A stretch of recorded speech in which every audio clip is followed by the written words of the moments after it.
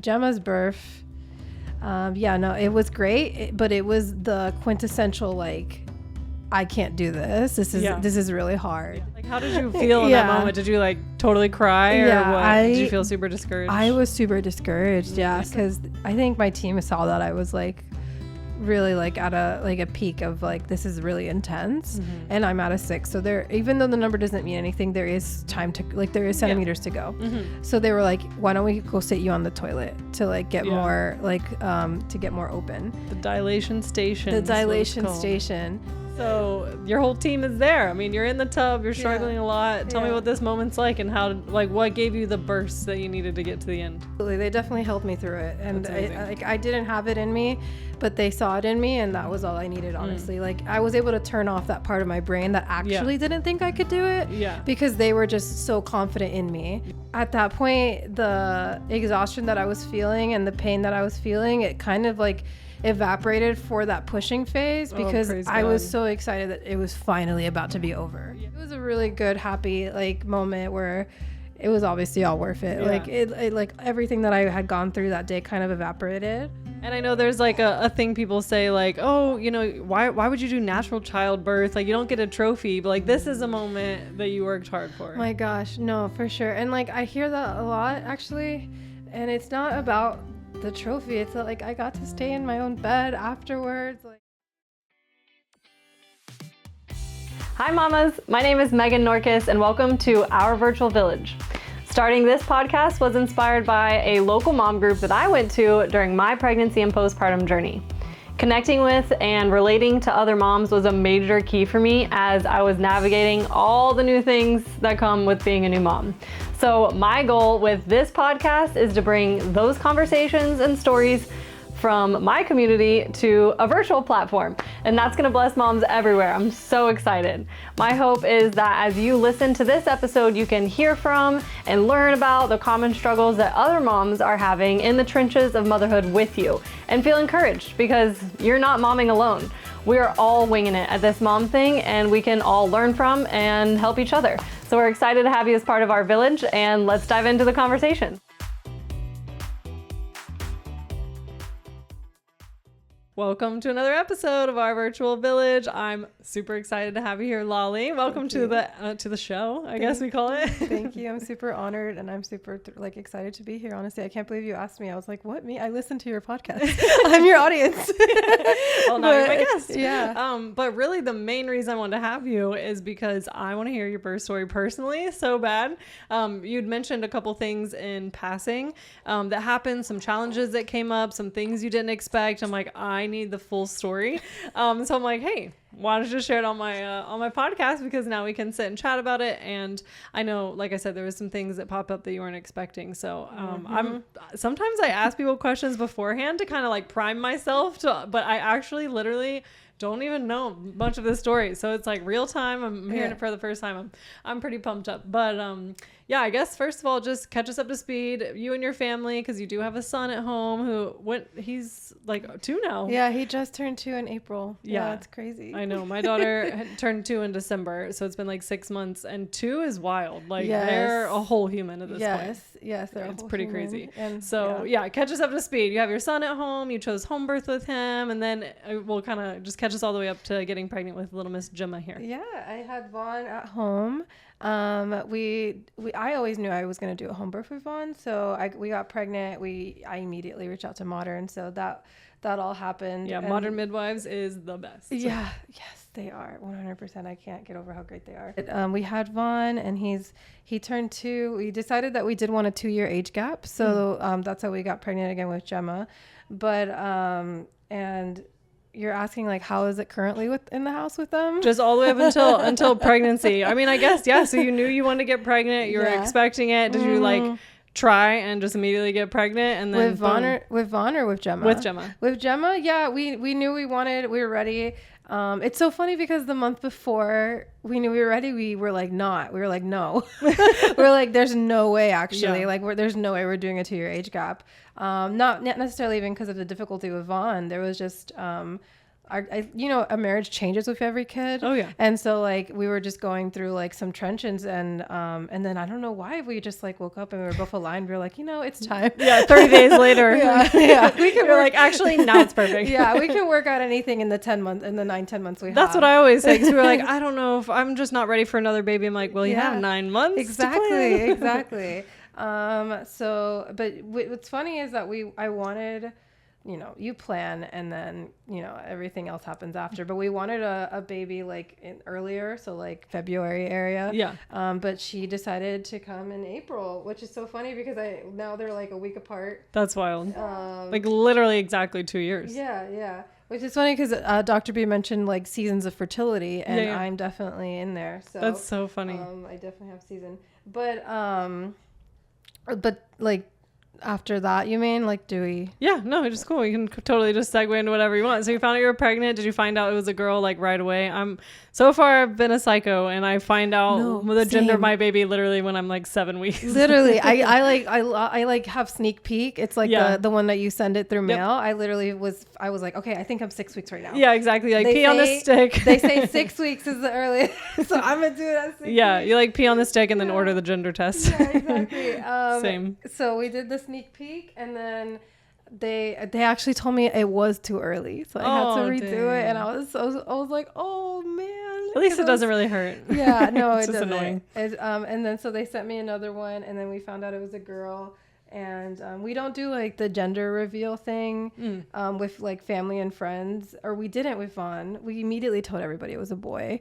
I think because my husband's family, they mentioned like wanting a girl in the family, like a granddaughter. And so I just didn't even want to like even get a hope up and then and then disappoint or anything. So with Vaughn, it was like, it's a boy, by the way. Yeah. And then we had Gemma, and it was a girl.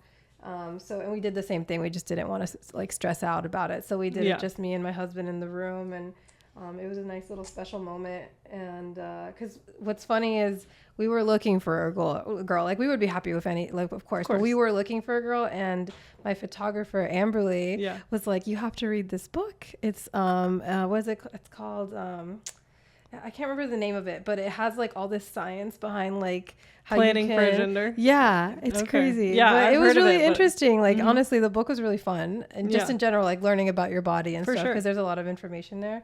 I'll have to borrow that book. Yeah, it's good. I'll give it to anybody that wants it. I had a lot of fun reading it. So then when it was a girl, we were just like so validated, like, oh my God. We did it. Checked all the boxes. We read a book on this and then. Like, listen, we did our research. Like, it's like, actually, come on, it's literally a 50-50 chance, but. That's so funny. But anyway, so we found it was a girl. We were super excited. Aww. And then the pregnancy journey started from there. Was your pregnancy different than Vaughn since the gender was different? It was different, yes. I was very, my morning sickness was pretty bad in the beginning. But it also turns out that I was anemic. So a plug for first-time moms, I would say, is like make sure to get that blood checked when your cycle comes back, because I just did it after the baby, and my blood results were great. After I had Vaughn, blood results were great, and then I got my cycle back, and I never really did my blood work again after that. But it turns out that I think like that's the moment where I started to become anemic. So I was really anemic with her at the first trimester, even into the second trimester, honestly. And it was really tough. It was really exhausting. Interesting. Yeah. I wonder if I was more anemic than I thought. It might, because I mean, my second pregnancy kicked my butt. It was crazy. It could be. It's very iron is really important, especially in pregnancy, and even if it's not anemic, even if it's like low, because I think that I remember my midwives were like, if you're at like a 12 or a 13 ferritin level, like you're okay, like it's fine, but you could be all the way up to 120. That's a huge range, right? Yeah, so I remember like when I got up into the hundreds, I felt different. I felt like more rested. Like, this is what life is like with iron. Exactly. Because the whole time I was like, I'm tired, but like I'm a mom. Moms are supposed to be this tired. But no, there's definitely a difference between like you're missing iron and you're not. Sure. Yeah. So her pregnancy was different than Vaughn's because of that. I would say I was pretty tired and anemic in the beginning, and then just in general, like I got bigger faster. Yeah. Right? Yeah. For sure. Yeah. Which they all say, but like, man. Yeah. Oh, yeah. I wore a dress when I was like 12 or 13 weeks pregnant with my second. I wore a dress that I wore when I was like 32 weeks pregnant with Evelyn. And I literally look the same. I'm not even joking. It was crazy. It's like, and I'm just a very kind of like petite person. So I'm like, I don't know, maybe I just carry really small. And my baby was only 5 pounds. I'm like, who knows, the second one. And I got so much bigger so much faster. I'm like, oh, is this baby gonna be like 10 pounds, like double the size of my first? And she was only not even a pound more. So. But it's still a lot. Every ounce though on a newborn is a lot. For sure. But I got bigger faster. I mean, everybody knows that, but I hear that happens with every pregnancy actually. So like, what happens the third time? Do you just, you test positive?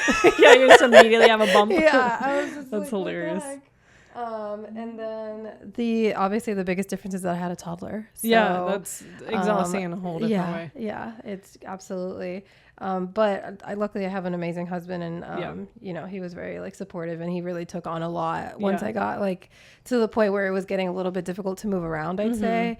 Especially when he found out I was anemic, he was just like, all right, let me take over some things. Yeah. He was like, you get your sleep. Cause I was on nights with Vaughn because I had just weaned him from the overnight. So I was still up with him a lot. So that was new with the second pregnancy. Did you wean him when you were pregnant or before you were pregnant? While I was pregnant, I weaned him. I had to. I did the same. Yeah. I didn't know how long I would last, but I did not last long. I'll tell you that. I don't know. It was my first trimester where I was like, and I'm done. And this is the end. Yeah. I was like, this hurts. Yeah. But luckily he was nursing just once. So it wasn't like, he was totally fine with the weaning. It went really natural for me as well with my first. Yeah. Because I was pregnant and I was like, I don't know. And some people were like, I mean, I just fed my babies all the way through and then tandem fed. And like, I even have friends like, I recommend it because then instead of you trying to nurse a newborn and keep a toddler occupied, you just nurse them at the same time. I'm like, is that a good solution? I'm like, that doesn't sound less stressful actually. No, I'll tell you right now. And you've seen Vaughn. He's big. He would be like literally kicking her off. My goodness. Like, I don't know if it would be an accident, but he would be here and he'd just be like, oh my goodness. That's crazy. Yeah, that would be a little bit too much chaos. Yeah. Maybe if he was calmer, I could see it, but maybe not a boy. Way, the pain, I was like, we're done. So you planned a home birth again with Modern Midwives because you had a good experience, I'm guessing, your first time. Yes. So were you just wanting to, this is kind of a silly question, but were you wanting to like pretty much just replicate your second? Were you like, I'm sorry, I mean like replicate your first birth with your second? Like it was perfect, let's just do it the same way? Or was there anything that you planned differently this time around? Okay, this is an excellent question. So I'm just going to try to keep it really brief here with Vaughn's birth, but I want to set the stage on what my first birth was like. All right, so Vaughn, first time mom, and we did all the research, we took a Bradley course, which I super recommend people take a Bradley course. So we were prepared with like what's going to happen, when it's going to happen, when to call the midwife, when to call the doula. But something that really like, I don't know why, but something that I always thought about was false labor. I don't know why, but everyone talks about it, especially when I would go to the positive birth stories. People talk about false labor and how they're in labor for so long. So when I started having contractions, I literally told myself it's not real, that it's not happening. And I remember thinking to Boris, I was like, wow, these false labor contractions are really intense. And he literally was like, are you in labor? And I was like, no, there's no way. Yeah, right. I was 38 and 2 or something like that. Wow. So I was like, there's no way this is going to be like this for a week. So I was even prepping myself mentally. I was like, all right, I'm going to be in pain like this for about a week. And then they kept picking up, but I was like, okay, I'm just going to take a Benadryl now because they're getting a little, these Braxton Hicks are getting a little bit painful. So I took a Benadryl. I fell asleep at midnight. I woke up at like 12:30. So I did not sleep. 10 minutes of sleep. And I was like, I think I'm going to go outside. So then like between like 12 and 8 a.m. I labored pretty much like with just Boris in the background, him freaking out that like I'm in labor, and me like totally gaslighting him. I was like, this is not real. And I was like on my hands and knees. I was like growling. Like, it's called fast labor. I was like, this isn't real. Oh my goodness. You're like pushing. You're like, no, tell me doing this for a week. No, literally. And then Boris was like, all right, sure, yeah, I believe you. And then like on the phone with the doula, like, you need to listen to what she's doing right now. And so my doula, she heard me and she's like, nah, that's real. And so she came, she called Mandy, she called the midwives. They came and they were like, do you want to get checked? And I was like, I mean, sure, but like, I was like, it's okay. I'm assuming I'm like at a 4, if anything. Yeah. And then they checked me and Mandy was like, there's no cervix left. You're done. Oh my goodness. Wow. I was like, oh, so Vaughn's birth was like, I basically labored without realizing it. Yeah. It was really intense. I'm not going to say it's not intense, but I was like totally gaslighting myself. Yeah. Which is kind of, honestly, if there's moms out here looking for a takeaway or some advice, for sure that's the best thing to do, because then you're not like thinking it's go time for 12 hours. That like, I feel like mentally exhausts you even more. So that's good. True. As a first time mom, you crushed it. No, I know. Well, so they showed up at 9 a.m. and I pushed them out at 9 p.m. So there was still 12 hours between when I was complete, which is like ready to push is of course like when your body feels it, for sure, but my body never felt it. So it's kind of interesting because I was waiting and I never got that urge to push. Interesting. So they actually had to guide me through it, but once they started guiding me, it was good. It was all go time. Nice. So his birth, and he came out at 9. We were super happy, excited. Like it all was really great. It was hard, but it was great. Yeah. So now that's Vaughn's birth. Yeah. And then Gemma's birth. It was great, but it was the quintessential, like, I can't do this. This is really hard. Yeah. This is really painful. The same way? Did it start the same way? It kind of, so like it started in the morning, so not in the night like I expected it to. So around 7 a.m. is when I started to feel something. And I thought I lost my mucus plug because there was like, I thought my water broke because like I felt water, and I was like, that's not pee. And I went to the bathroom and it wasn't pee. And then I texted Malu or the midwives, and then they were like, well, why don't you test it? And I was like, I can test it? That's so cool. Did you have test strips? They literally make you order them in the package, and I had no idea. That's so funny. Yeah, the birth kit. Yeah, the birth kit. So I literally have some. You have some. No, literally you have one. And I was like, cool. oh, this is so crazy. I have one. And then I was like, I'm going to shower, because I just wanted to shower before, just in case I had a fast labor. I wanted to be good and fresh. So I showered and then I did it. But it turns out that when you are doing that test, you should not wash yourself because you're washing away like the evidence. Yes, I had no clue. Darn it. So it was negative. They were like, okay, well then you're that was probably just pee. And I was like, oh, okay, it's probably just pee. Man. But then I started laboring and it was just like not consistent, I'd say. How intense? In the morning, it was fine. Like it wasn't that. It was like out of a like what 1 to 10, I'd say it was like 2, 3 out of 10. So it was, and it stayed there for a while. And then and this is the part of Gemma's birth story that I actually really love. So I let Boris know. He was pretty because he didn't want the same thing to happen with Vaughn's, where like I kept gaslighting him. So he kind of like, I think we did too much, like anticipating that she would come actually. Yeah. But it's fine. We ended up like, I gave him a list of things to do in the house and we did them all. I called my sister-in-law. She did laundry for us. She like set up a lot of stuff for us. Amazing. And we really spent that morning and that day like being intentional together. We went on a walk as a family. We baked a birthday cake for her. Aww. We like, I don't know. We just spent a lot of times, just me, Boris, and Vaughn. All the oxytocin you needed. Yeah, it was really great. I really like that. That's the part of her birth that like I really will like latch onto when I think about it, because it was with Vaughn's. I didn't know I was in labor. Like, so it didn't even occur to me to do anything. Honestly, I wasn't even showered. But with Gemma's, I was like, I'm gonna prepare. I did my hair. I freshened up. I took a shower. Especially it's morning. You're like, ready to use this. Get mama a cup of coffee. Yes, I was like, I'm gonna do all the things that I didn't really get to do with my first labor. So my second one, I was really like, I felt like I was rocking it. Like we were like, I'm so excited. And they always tell you your second labor is faster than your first. So like I started around 7. So I was like, she's going to be here on Saturday, 4/11. That's so cute. Like I love it. I was already like falling in love with like the way that the birth was going to go.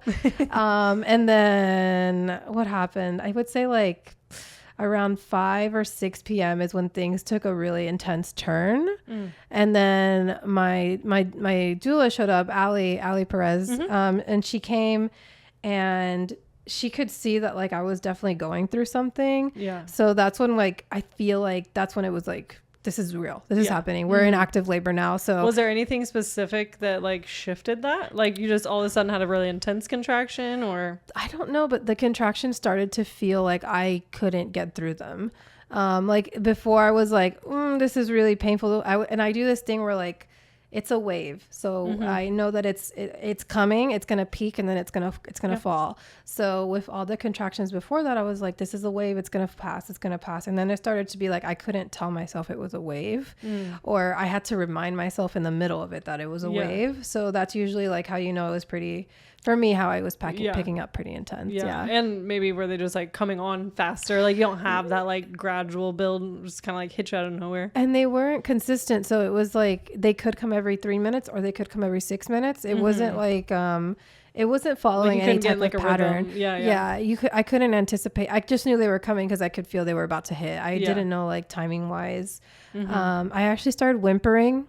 Aww. Yeah, I've never whimpered in my life, I don't think. I just want to hug you. So, yeah, like, I was whimpering, and I was whimpering, and I was literally at the end of my whimper, I would be like, I hate that I'm whimpering right now. I'm actually mad, not sad. Okay. Yeah, like I was just like, this is so not me. I'm not. Yeah. I don't know. I felt like that wasn't me. And then my doula was like, you need to be kinder to yourself. Yeah. And I was like, okay. But I really don't want to whimper. Yeah, like just help me not whimper. Yeah, I just want to be not in this place right now. But that's when like my parents showed up. They took care of Vaughn.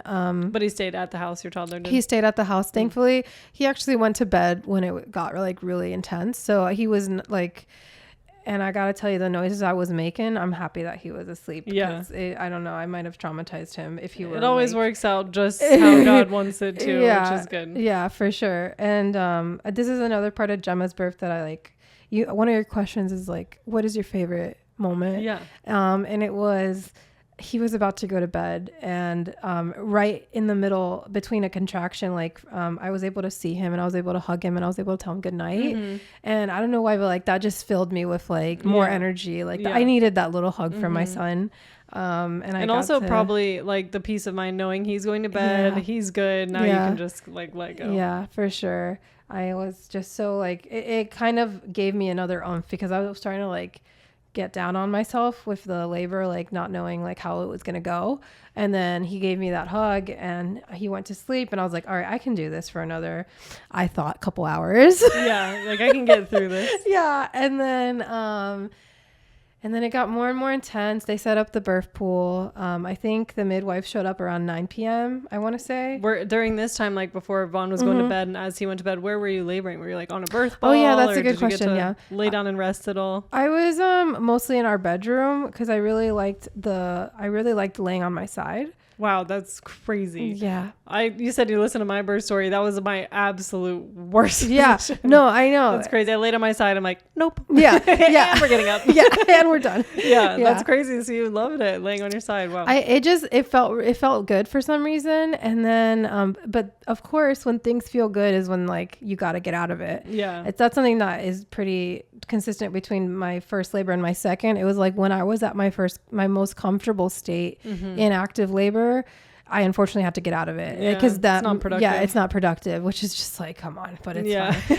I get it. The baby's got to come out. Yeah, whatever. Labor, progressing, blah, blah, blah. So the laying on my side in my bedroom is where I did a lot of it. But I was really like walking around the house before.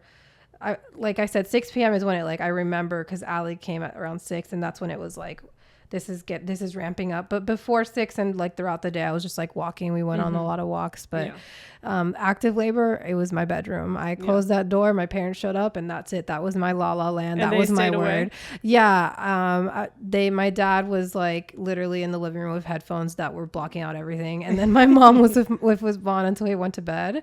And then my mom was just outside of the room, just waiting for me to let her in, really. But I never felt ready for her to come in because I was an absolute animal. I was so feral. Like I was I don't know what was in me, but it was definitely a creature. It was a beast. Wow. Yeah. I was like making a lot of noises that were like very creature like. I'm not kidding. Like, you know how a lot of birth stories women talk about growling? Yeah. I was growling. See, this just like that sentence right there is all that I know about your birth. And then like we were in passing, so you're like, but other than that, it was great. Okay, bye. I'm like, no, hold on, back up. I need to hear the story. What do you mean? Yeah, no. So like, and it was just because of like pain, you know, like the contractions just so much more intense than the time before. Like it just felt so different. They felt so different. They were just so intense. In fact, it's kind of funny because with my first labor, there was a moment where it was extremely like intense, like the contraction when I was pushing on the toilet with my first labor.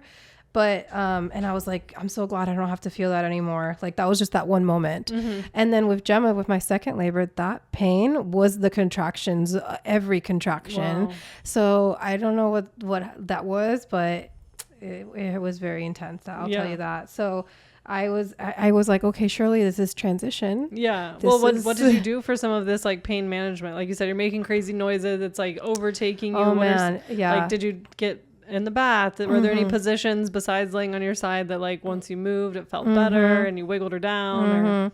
Or Boris. Yeah. I put my husband to work. I was like every single contraction I was like, Boris. I literally like didn't have to say anything else. He knew. He was like, hip squeezes, we're gonna do hip squeezes. But like he wasn't doing them. I needed him to anticipate them, honestly. And I always had to like cue him, which makes sense. He can't anticipate my contraction, but that's how it felt. Yeah. Like he was like 1 or 2 seconds too late. But he was great. He like, that is all I wanted. And that's all I needed. I needed hip squeezes because every position, it just nothing really felt great. After a certain point, I was doing like, I was on the ball. I was side lying. I was doing a lot of like lunge movements to try to like wiggle and get her into a better position to see if like the contraction would change. But it was just the hip squeezes. That's all that like really made a difference. Which is kind of wild that's the only real like pain management that a woman has when they're doing natural labor. Yeah. Like if you really think about it, and obviously there's no shade. I don't say this with judgment, but just looking at the spectrum, like zoom out. Some people get an epidural and like literally numb everything, and then sometimes like, well, I can squeeze your hips for about 3 seconds. It's like, it's true. Gosh, we're really just going through it. It's true. Yeah, no, he was. I needed him. He was my rock throughout all of those contractions, and I don't know how he had the strength because. Remember how I said I thought it would be just a couple of hours? It was more than that. I was laboring for a very long time, and I think that was the other thing is. I was anticipating my second labor being quick. So like when it got really intense around that 6 p.m., 8 p.m. mark, I was like, surely she's coming. I was like, surely it's going to happen soon. Yeah. And then they finally did a cervical check because I asked. And then they were like, you're at a 6. And my heart sank. And I remember I was like, you hear so often, and I meant you even said it in your birth story where like you don't want to hear the number or you're anticipating like a lower number than you want, because that way you're not like psyching yourself out or anything, or like so. And I knew that going into this, like I said with my first labor, all of that was known. That's why I didn't even care what that number was going to be. But with this one, the number hurt. Like, how did you feel in that moment? Did you like totally cry or what? Did you feel super discouraged? I was super discouraged. Yeah. So yeah, when they tell you not to care about the number, when they tell you like, do you really need that check? Like, just ask yourself if you really need that check, because it definitely like put a downer on me.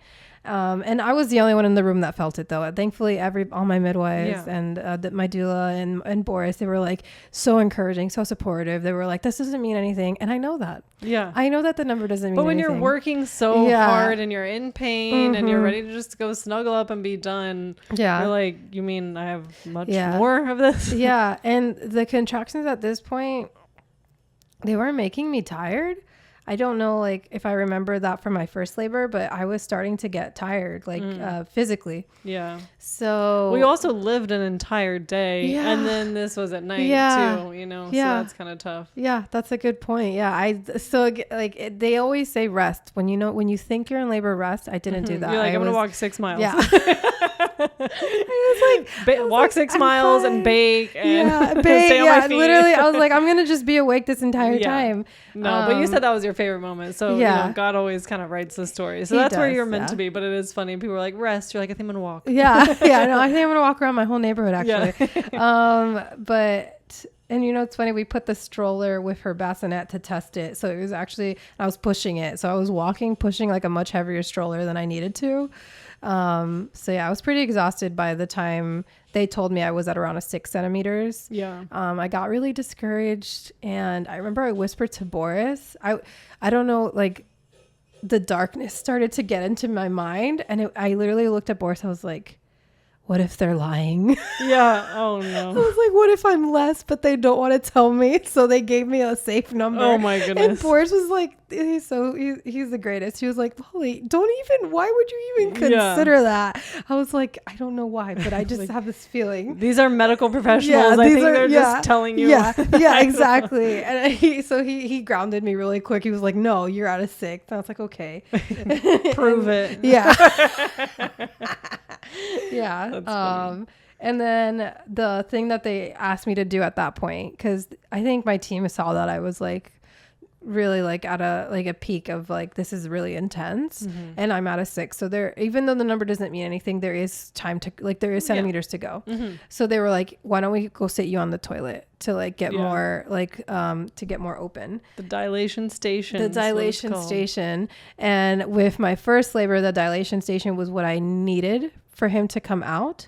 So I was hoping I wouldn't need it again, because it was really painful when I sat on the toilet with my first labor. So when they were like, you got to sit on the toilet, I was looking at my toilet with my second labor, and I was like, cuss it out. I was literally like, not you again.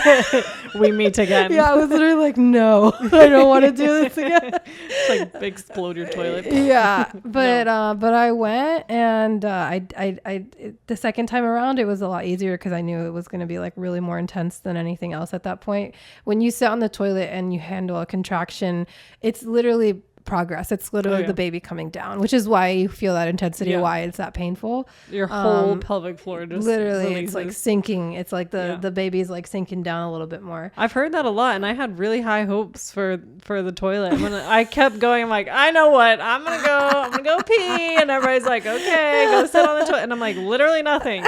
Literally, there was no action happening. With my second labor, I didn't lose my mucus plug. My water didn't break. Every time I would go in there and go pee, I'm like, for sure, something fun is going to happen, because everyone, like talks about it like you do, but nothing got more intense.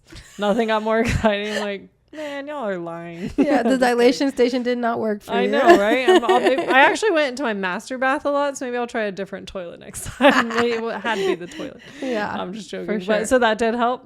It did, I think, but it didn't change. Like it just kept ramping up from there. Like I would say the intensity. Were you feeling contractions in different places along the way? Like did the intensity move, or did you just have terrible back labor in one spot specifically? Or that's a good question. I never had back labor, which I was very thankful for, because I was pretty nervous. Because I didn't get my adjustment like I was supposed to on my appointment. So I went into labor on a Saturday. I had an appointment on a Thursday. And with Vaughn, with my first labor, I got adjusted, thankfully, like right before he came. So I think that makes a huge difference. So I skipped my adjustment because, I forgot an important fact. I was sick. Oh, no. So I was just like, I don't want to go in, and like, I missed my adjustment, and I was like, it's okay though, because I'm going to go into labor next week when I'm better and I'm healthier, and I'll get adjusted then, and then she'll come, and none of that happened. So I didn't get adjusted. And I was like, oh my God, I'm going to have a lot of back labor, I bet. But I didn't have any back labor. So the contractions were honestly mostly like in my hips, which was why they were so intense, I think, because they weren't even in my front with Vaughn. With my first labor, my contractions were all up in my front. But these were all on my sides, all in my hips. And it was really hard. But thankfully not back labor. Yeah, that's good. Yeah.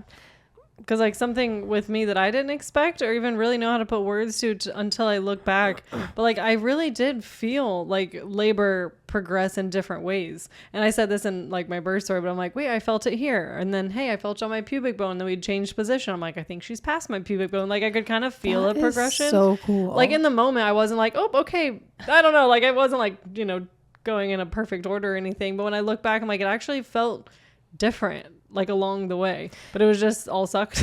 No, but that's amazing. That's really cool that you're like, we're so intuitive with your body that you were able to feel those things. Yeah, it's definitely very interesting, but it was just like all terrible for me. Yeah, no, like just all the same spot, just all want relief. Yeah, period. It was just all really bad in my hips, but and then at some point, I remember I got back in the tub. The tub was I would say good pain management. Like the actual birth tub?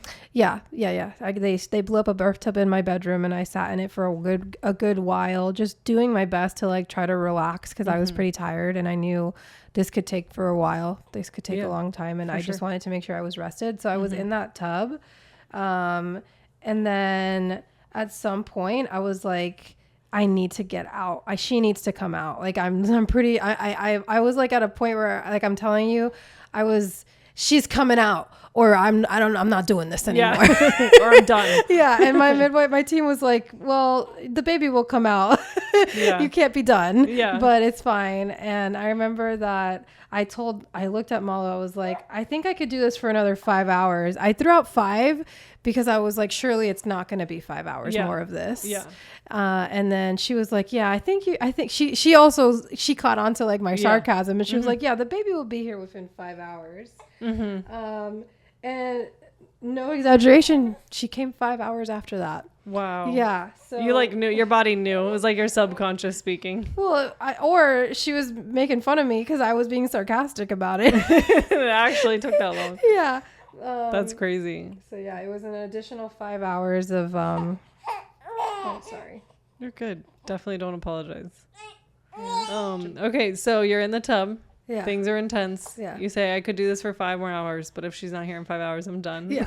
Yeah. So your whole team is there. I mean, you're in the tub, you're struggling a lot. Tell me what this moment's like, and how, like, what gave you the burst that you needed to get to the end? And I want to talk about the birth team for a second here, because I was saying some outlandish comments during a contraction. I would be like, I cannot do this anymore. I'm going to leave. They're like, yeah, I was saying things like, this is the end. Like we're the next contraction, and then we're getting up and we're going to go. We're going to the hospital. Like, I can't take this right now. I need something else. And then a contraction would go away, and I would look at them and be like, it's actually okay. I'm fine. Yeah. And they would all like laugh, and they were smiling. And Boris told me that he remembers this moment as them just so confident that everything was fine, and that the baby's gonna come. Yeah. And that confidence, I didn't feel it, but they make you feel it. I have chill bumps. That's so powerful. Yeah, they make you feel it. They give you that when they're looking at you, and they just like, they're not worried, they're not concerned, but you're like in the throes of it. Yeah, and that's really powerful. It really makes you realize that like they see this every day, and they know that like a baby ends up here at the end of it. And your birth team matters, like, because I'm sure, as a woman, all of us go through moments of like self-doubt. So if you have anyone as part of your team, even if it's a family member, or even if, you invite in anyone else that has any other sort of doubt, I feel like then it's easy to cave or, do something, maybe like agree to an intervention you originally didn't want, or something like that. So you really need people to hold that space for you and believe in you when you don't believe in yourself. Yeah, absolutely. They definitely helped me through it. And I didn't have it in me, but they saw it in me, and that was all I needed, honestly. Like I was able to turn off that part of my brain that actually didn't think I could do it, because they were just so confident in me. Yeah. And it's because, of course, they're confident, because of course we can do it, you know? So you definitely need the right women, the right people. My husband was there. You need the right team around you. For sure. So after the tub, I got out and we checked again. And so we got out of the tub. And at this point I lost, I didn't lose confidence in myself, but I did lose confidence that I knew it was happening, because I could have sworn that was transition. I could have sworn I was ready for pushing. Like the way the contractions were feeling, they were so much more intense than my first labor, that I was like, but the baby wasn't coming, and I wasn't feeling that urge to push. And so I was pretty confused. And so I got on the bed, and I was like, I think I'm going to keep laboring on the bed. I don't think I'm going to keep laboring in the tub. And my team was like, are you sure? Of course. Yeah. So I was confused about what's going on, because the way that I was feeling and what was actually happening, they weren't connecting in my mind. So I decided to labor the rest of the time in the bed, just because at that point I was like, Malu, I just need you to guide me, because I don't know what's wrong. Not that anything was wrong, but I just felt like confused. You're like, get me farther or something. Like, do something. Yeah, do something. Did you say she checked you again? She did, and come to find out, I had a cervical lip. Oh. Yeah. So that was part of why I think it was so intense. My body was trying really hard. Yeah. And with a cervical lip, the head will just keep coming, but not come all the way through, because there's still like some cervical there left. So, some cervix. Yeah. So she was like, I can try to adjust it for you. And I didn't even let her finish the sentence. I was like, yes. Yeah. I was like, yes, please. Yeah. Just do it. Just literally do it. Just do anything you can. Get in there. Get really in there. Crawl literally inside, please. And she was so sweet. She was like, okay, we'll do this. And then which I've heard is like very painful. It's, what's funny is I think my contractions were so intense and painful that I don't know what was lip and what wasn't. Oh, okay. So like when she told me I had a lip, I was ready. I was like, oh, this is gonna hurt when she fixes it. But like, it's probably relieving. I couldn't tell, honestly. Yeah. You're like, well, it's not going to hurt any worse than I've been in pain for the last 17 hours. Right. And she kept coming in there. She kept trying to fix it. And then every time that she came out, I was like, is it gone? She was like, no. She's like, I can try again. Oh. She's like, I'm gonna keep trying. She's like, it's just a tiny bit. It just keeps coming up. Like, she was so cool about it. I'm telling you, cool as a cucumber. Yeah. She was not. I love her to death, because I was like in the peak of my like, what's happening? I can't do this. And then she was just like, this is fine. You're okay. The baby's coming. The baby's gonna come in any moment. Yeah. So Malu was trying her hardest to fix my cervical lip, because we found out that there was a lip there. And I didn't leave my side. I was like, you're gonna please stay down there until it's gone. Could you just grab her head and pull her out? Literally, I was like, I need you to just stay down there for me. And then at that point, every contraction I was going through, I was on the bed reclined, and I would turn my head where my husband's hand was holding me, supporting me, being so loving, and I would just gnaw on it like it was jerky. I was like, ah! And it got to the point where he was able to like anticipate it, and he would like draw his hands back because he didn't want me to bite them.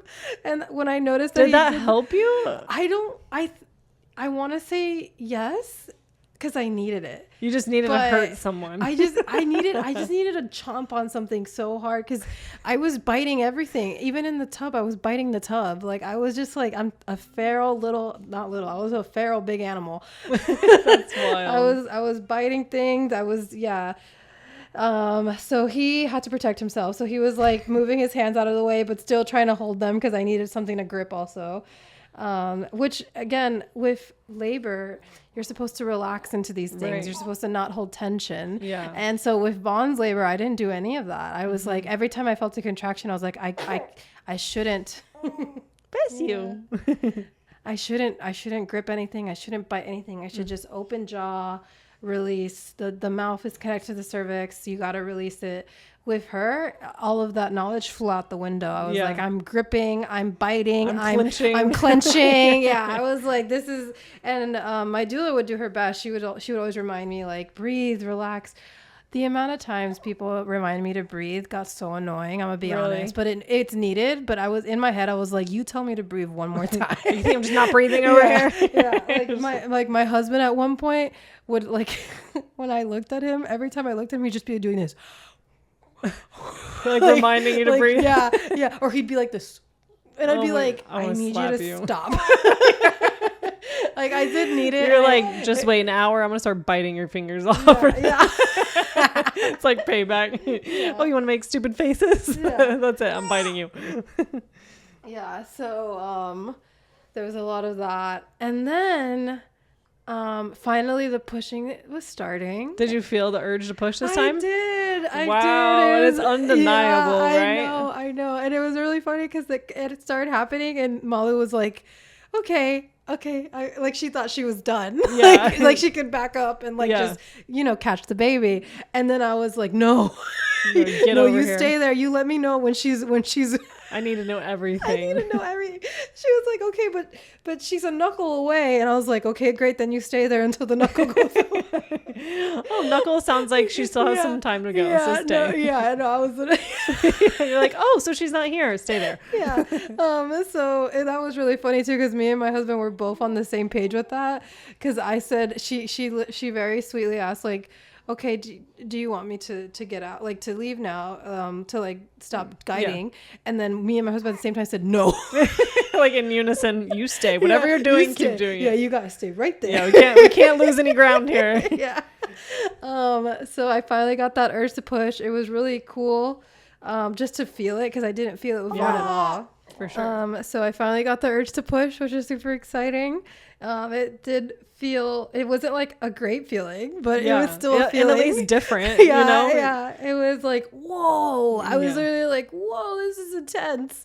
It does feel like throwing up from your bottom in a way. It really does. Yeah. Like where you just can't stop it. Yeah. Like it felt like it was just this amazing feeling of like there's something moving through me right now. Oh, I just got chill bumps. I feel like I'm in labor all of a sudden. It was just such an incredible feeling. And at that point, the exhaustion that I was feeling and the pain that I was feeling, it kind of like evaporated for that pushing phase, because I was so excited that it was finally about to be over. Yeah. Like I was just like, oh my God, finally she's coming. So and good. I feel it. And then she crowned. Yeah. And I remember with my first labor, with the crowning, I was able to like relax, not push through it too fast, because that's how they say you can tear really bad. So my pelvic floor therapist, she's incredible. She told me, when you get to the crowning, when you get to that stinging, the ring of fire, just try your best not to like just push through it. Like give yourself a second, move through it. And I did that with Vaughn, and with Gemma, I got to that point and I was like, okay. And then I was like, get her out. You're like, oh, look, there's her head. Leave. Yeah, I was like, all right, time to. But what's funny is I thought that the tension there was me, which it probably was, but I thought it was me being intentional. But then when I tried like to just get her out, it wasn't happening. And I was like, whoa, what is happening down there? I was like, why is she not just popping out right now? And a lot of stretching going on, my friend. Yeah. And so it wasn't immediate. It was probably like minutes, maybe even seconds, but in my mind it was years. Yeah. And So where the ring of fire is taking a little bit longer than I expected it to. And like I said, it could have been seconds, but it was still longer than you wanted. It was way longer. And she finally comes out, and they put her on my chest, and I am so exhausted. I'm telling you, I couldn't hold her. Oh. I couldn't hold her. I was scared. When they put her on me, I was scared that I wasn't going to be able to wrap my arms around her and hold her. And I actually do remember feeling that way, and like looking around the room, like I didn't want to ask for help, because like I was so happy she was on me, but I was like trying my best to make eye contact with someone in the room. You're like, am I safe right now? Is she safe right now? Yeah. So I think, I don't know who, but somebody put a little pillow to prop my arm up, and that was what I needed to like, because I literally couldn't hold her.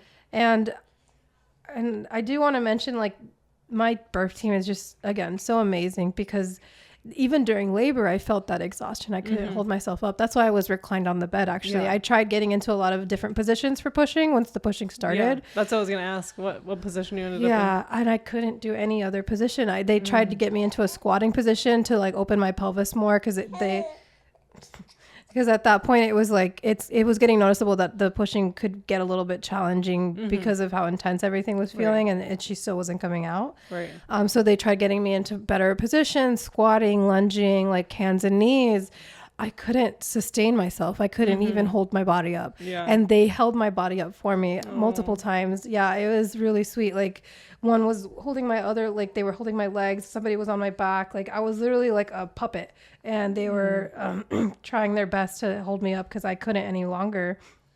So that's why I ended up pushing on my back recline, because that was the only position that I could hold. And even in that position, they were still supporting me. They were still holding my legs. And like I said, when she came out, I couldn't hold her, or I probably could, but it felt to me like I was going to drop her. Yeah. And somebody put a little pillow under my arm so that I was able to prop her up. And then finally I was able to like get a good look at her. Yeah. And finally it was done. Like sunken. Yeah. We were just so, and I remember Boris, like I looked over to him to see like his reaction.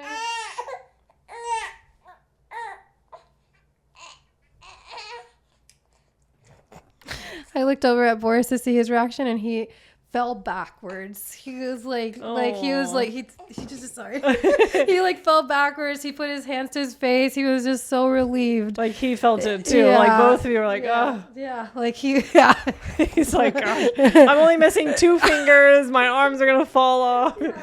Like he really went through it with you. That's precious. Yeah. He was just so relieved. And when I saw him that relieved, and my mom at that point, I think she was brought in at some point. I don't remember, but she was there.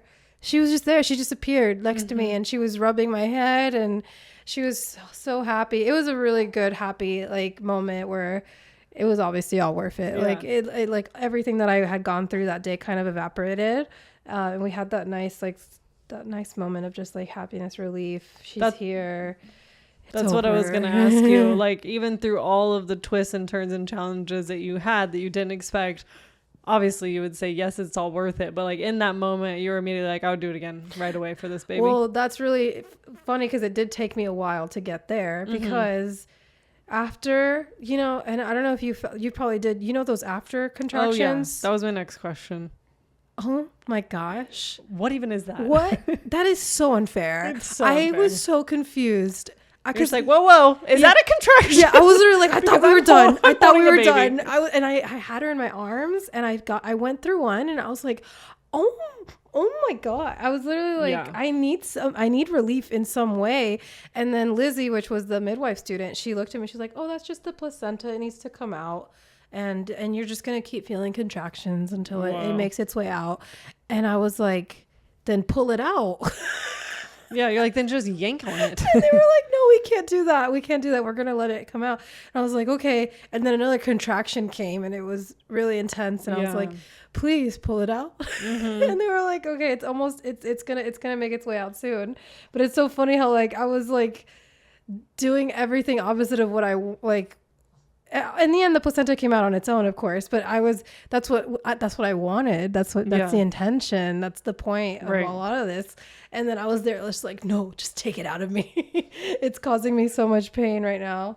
And which, I mean, obviously yanking it out would cause even more no issues. For sure. So no, absolutely. They're like, okay, we're trying here, girl. No, like, absolutely. hang in there. I was unhinged to even ask that question. No, I totally know what you mean, though. I'm like, I'm done being in pain now. So yeah, I was really taken aback by the after pain contractions. And then somebody told me that it gets worse with every baby. I've heard that too. Yeah.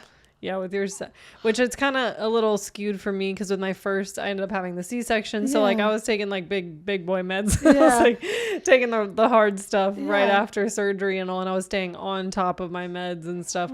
So I mean, I'm sure I did have after pains, but it was like, all mixed in with also C-section, surgery, scar, stitches, type of all kinds of craziness.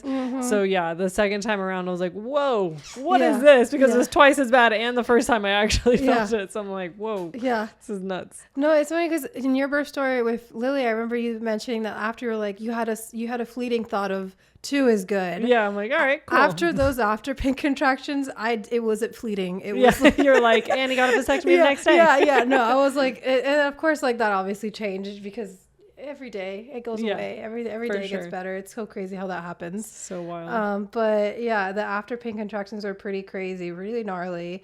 Definitely make sure you have after ease somebody. Make sure somebody on your team has after ease. Yeah, that tincture is very helpful. Yeah, for sure. It was incredible. And then come to find out, her hand was in her face. That was a big part of why my labor went the way it did, why it wasn't quick like I anticipated it, because the hand in the face made it so that she couldn't really progress coming down as easily as if it weren't. And then that's also why the Ring of Fire felt that way, because Malo had to push that hand out of the way so that so she didn't even tell you in the moment? I don't think so. I just remember if she did, it wasn't there in my head. It was just all blur. Yeah, it was a blur, but she did make sure to tell me after. She was like, yeah, she had a nuchal hand, and she had to push it out of the way, and that's why it stuck so bad. But everything went great. Yeah, then postpartum was smooth sailing. You're laying in bed. The newborn exam is happening. So wait, what time was she born? 2 a.m. Yeah. Wow. Yeah. So literally all day, all night. Yeah. But at least your toddler was asleep the whole time, and then he just woke up to a little baby sister. He did, and that was really magical in its own way too. That was really sweet, honestly. The whole morning after was just bliss. We did the birthday cake. We sang happy birthday. So special. That's when he came in. He actually came in with the cake. And I asked him, I was like, you ready to meet Gemma? You want to say hi to Gemma? And at the time, he still thinks she's in my belly. So he pats my tummy. Hi, Gemma. And then he tries to run away. And I'm like, no, she's here. But yeah, so we introduced them, and the whole morning after is a really special moment, I would say. Really great. I really love it. Every minute of that morning. And then the postpartum hit, and I was like not able to get out of bed sometimes. Yeah. But honestly, it was the support that was there, especially the next day, the way that the midwives just come, like it's so great. 'Cause then like you also like can decompress what happened, and like for sure. Yeah, that's good. Now you're just a family of 4. You did it. I know. It's over. It's crazy. I know, it's so wild. And I know there's like a thing people say like, oh, why would you do natural childbirth? Like you don't get a trophy, but like this is a moment that you worked hard for. My gosh, no, for sure. And like I hear that a lot actually, and it's not about the trophy. It's like I got to stay in my own bed afterwards. Like I use my own bathroom, which it sounds crazy, but like that's such a blessing to just be able to go use your own bathroom right after. Yeah, just pick up your life. Your son comes in, you made a birthday cake the day before, you're just in your house living your life. Yeah, and the team that's surrounding you, like you know them, they know you, and it just truly feels like family. Like they're professionals, but it feels like I know them very well. I trust them very well, and they care about me. For sure. And I feel that care. So there's no trophy per se, but the the reward is just being surrounded by people that will pour into you, and that goes a long way postpartum. So I'm just very blessed in the end that I had the team that I did, and that I chose what I did. Yeah, absolutely. Yeah, birth team, it'll make or break you, and I feel like it's I don't know if it's talked about enough to like new moms, because they're like, oh, they just do the normal thing, do what everybody else in our culture does, so thank you so much for opening up and sharing. Like you said, like it's just a very vulnerable story, especially because it was so like unexpected in a lot of ways. So I appreciate you opening up and sharing with people who may not have. I feel like it's good for mothers preparing for labor, because it's good to know that there's wild twists and turns that can come, but it's also good for other moms who had a difficult time to know like, okay, so I'm not crazy, I'm not the only one that was biting my husband or something. So I really appreciate you sharing and taking the time with a newborn baby. So thank you. I appreciate you. Thank you for having us on and dealing with Gemma, who kept trying to interrupt this podcast and trying to I mean, she's the star of the show, so you can do whatever you want, Gemma. You're welcome back anytime. I really appreciate it, and I pray that this blesses a lot of people. And follow us on Instagram for more. Birth stories are like secretly my favorite ones. I'm such a birth story nerd, but I appreciate you sharing, and see you next time.